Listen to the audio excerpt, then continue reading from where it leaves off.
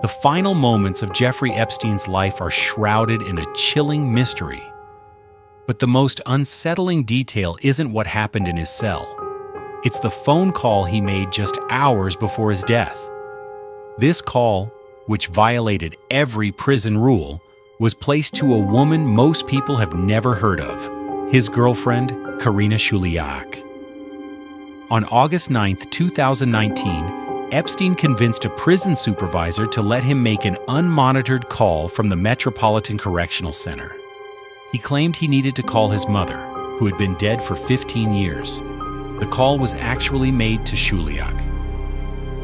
Karina Shuliak, a 30-year-old dentist from Belarus, had arrived in the U.S. in 2009. Within a year, she had connected with Epstein and, for the next decade, became one of the few people who truly knew him. She was known as the Inspector for her obsessive need to know everyone Epstein was in contact with, investigating his business, and watching his every move. If anyone knew his deepest secrets, it was her. The Justice Department's Inspector General report, released in June 2023, confirmed how many rules were broken for this call to happen. Prison phone calls are supposed to be recorded and monitored, but Epstein was allowed to use a line meant only for attorney communications, completely unrecorded. The senior officer who permitted the call had extensive training, making it clear this wasn't a rookie mistake. Everyone in the prison knew who Epstein was, a man with vast wealth and connections who could bring down some of the world's most influential people. The call lasted 15 minutes. According to sources close to Shuliak, she had no idea Epstein was planning to die. She described him as sounding normal, even optimistic. He didn't seem suicidal at all. However, what she didn't know was that 2 days before his death, Epstein had secretly changed his will, creating the 1953 trust. This trust contained his entire fortune of over $577 million. The document remains secret, but reports suggest Shuliak is a primary beneficiary. The timing is suspicious. Epstein changes his will, calls the woman who might inherit his fortune, and dies within hours. Shuliak's connection to Epstein went far beyond money.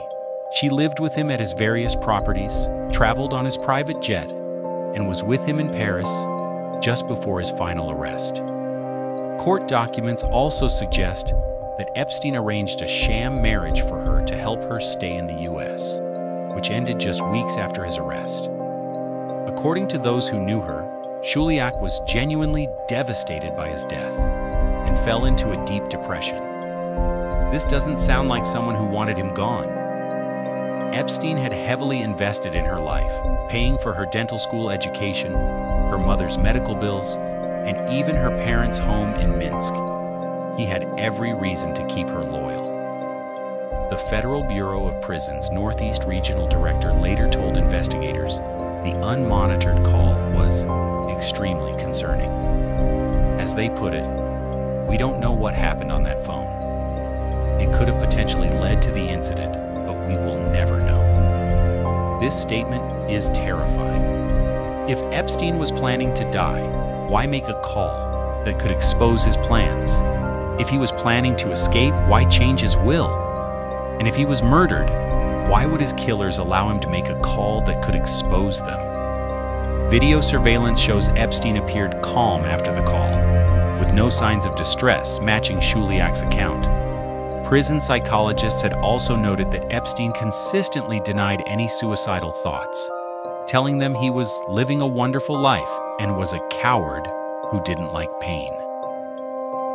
But the secret will change, and the creation of the 1953 trust suggests he was planning for something.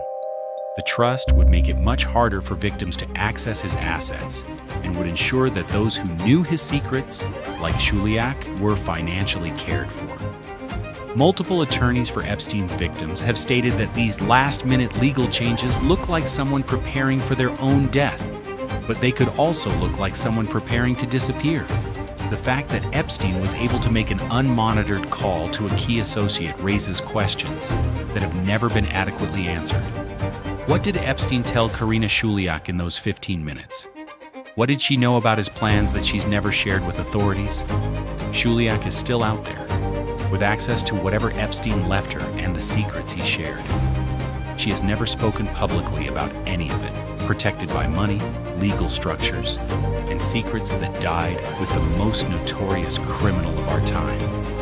Or did they? The official investigation may be closed, but the questions surrounding Karina Shuliak and that final phone call remain wide open. What she knows could change everything.